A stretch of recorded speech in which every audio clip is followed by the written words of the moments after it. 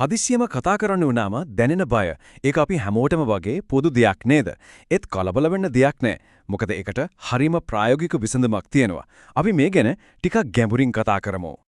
හිතලා බලන්න රැස්වීමක ඉන්නකොට එහෙමත් නැත්නම් යාළුවෝ සෙට් එකක් එක්ක ඉන්නකොට එක පාරටම හැමෝගෙම අවධානය Taman පැත්තට හැරෙනවා. කතා කරන්න කියලා ඉල්ලීමක් එනවා.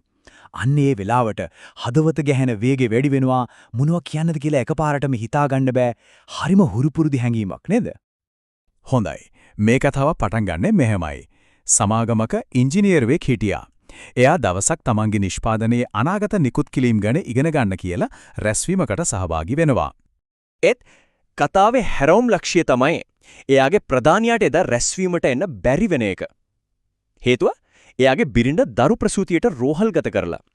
ඇත්තටම ඒ වෙලාවේ යට වැදගත්ම දේ ඒක වුණත් මෙන්න මේ නිසා අපේ කතාවේ ඉංජිනේරුවාට කිසිම සූදානමක් නැතුව මුළු කණ්ඩායමේම වැඩ කොටස ඉදිරිපත් කරන්න සිද්ධ වෙනවා. එයා දැඩි මානසික පීඩනයකින් ඒක කලත් ඒ අත්දැකීම එයාට හරිම කම්පන සහගත අමතක කරන්න බැරි එකක් වුණා. ඉතින් අර ඉංජිනේරුව මුහුණ දීපු අත්දැකීමෙන් අපිට හරිම වැදගත් පාඩමකට එන්න පුරුවන්. ඒ තමයි මේ සම්පූර්ණ විග්‍රහයේම හදවත වගේ තියෙන අදහස. ක්ෂණිකව කතා කරන්නත් සූදානම් වෙන්න පුරුවන් කියන එක. මේක අහනකොට ටිකක් අමුතුයි වගේ හිතෙන්න පුරුවන්. ඒත් මේක තමයි ප්‍රධානම කාරණය. දැන් බලන්න. ගොඩක් අය හිතාගෙන ඉන්න දෙයක් තියෙනවා. ඒ තමයි හොඳට කතා කිරීමේ හැකියාව කියන්නේ ඒක උපතින්ම ලැබෙන දක්ෂතාවයක්. gift of gab එකක් කියලා. ඒත් ඇත්ත යථාර්ථය ඊට වඩා හාත්පසින්ම වෙනස්. ඒක ඕනෑම කෙනෙකුට ඉගෙනගෙන පුහුණු වෙලා පුදුම විදියට දියුණු කරගන්න පුරුවන් කුසලතාවයක්.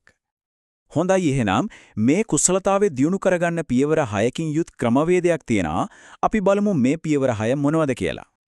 හරි. මෙන්න මේ පියවර 6. පළවෙනියටම කනස්සල්ල කළමනාකරණය කරන එක. දෙවනුව මධ්‍යස්ත වෙන එක.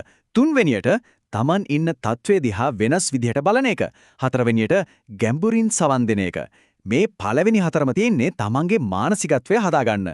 ඊට පස්සේ එනවා රාමු පාවිච්චි කරන එකයි සංක්ෂිප්තව කතා කරන එකයි. මේ අන්තිම දෙක තමයි කෙනෙක් කියන පණිවිඩය එහෙම නැත්නම් මැසේජින් එක ගැන තියෙන්නේ. හොඳයි. අපි එනම් පළමු කොටසින්ම පටන් ගමු මානසිකත්වය ප්‍රගුණ කිරීම. මොකද හදිස්සිය කතා කරන්න වෙනකොට වැදගත්ම පදනම තමයි අභ්‍යන්තර සූදානම. ශක්තිමත් මානසික පදනමක් හදාගන්න මේ පියවර 4 හරිම වැදගත්.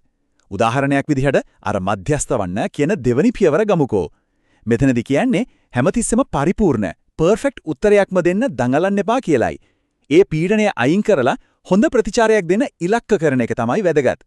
ඒ වගේම තමයි කනස්සල්ල පාලනය කරන එක, තමන් ඉන්න තත්ත්වෙ දිහා ධනාත්මකව බලන එක සහ හොඳින් සවන් දෙන එක. මේ ඔක්කොම එකතු වුණාම ශක්තිමත් මානසික පදනමක් හැදෙනවා. හරි අපි දැන් දෙවන කොටසට යමු. කියන්න යන පණිවිඩය සකස් කරන විදිය. මානසිකත්වය හදාගත්තට පස්සේ කියන දේ පැහැදිලිව සහ බලගතව ඉදිරිපත් කරන්නේ කොහොමද කියලා දැන් බලමු. මේ අන්තිම පියවර දෙක තමයි අපේ ප්‍රායෝගික මෙවුලම් ටික. පළවෙනි එක තමයි රාමු. එහෙම නැත්නම් ෆ්‍රේම්වර්ක්ස් පාවිච්චි කරන එක. උදාහරණයක් විදිහට ගැටලුව, විසඳුම, ප්‍රතිලාභය කියන රාමුව. හරිම සරලයි. මුලින්ම ගැටලුව කියනවා, ඊට පස්සේ තමන්ගේ විසඳුම, අන්තිමට ඒකෙන් ලැබෙන වාසිය. මේ වගේ ව්‍යුහයක් ඔළුවේ තියාගත්තම හිතට පිළිවෙලක් ලැබෙනවා. දෙවෙනි එක තමයි සංක්ෂිප්ත වෙන එක. ඒකෙන් කියන දේ පැහැදිලිව කාර්යක්ෂමව ඉදිරිපත් කරන්න ලොකු උදව්වක් ලැබෙනවා. හරි. දැන් අපි ආයමත් අපේ ඉංජිනේරුවාගේ කතාවට යමු. මාස කිහිපයකට පස්සේ එයාට ආයමත් වතාවක් අනපේක්ෂිත විදියට කතා කරන්න අවස්ථාවක් ලැබෙනවා. මෙදා පාරත් ඔහු ඒ අවස්ථාවට පත් කළේ එයාගේ ප්‍රධානියාමයි. හැබැයි මේ වතාවේ නම් එයා කණ්ඩායමේ සාර්ථකත්වය සමරන්න සුබපෙතුමක් එක් කරන්න.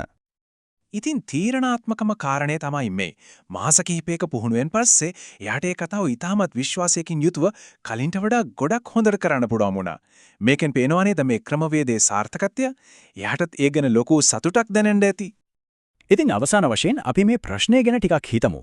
ඕනෑව තැනක ඕනෑව වේලාවක විශ්වාසයකින් යුතුව කතා කිරීමේ හැකියාව කෙනෙකුට ලැබුණොත් ඒ තුලින් Tamanගේ ජීවිතය සහ වෘත්තීය ජීවිතේ මොන වගේ දේවල් ඉටු කරගන්න පුළුවන් වෙයිද?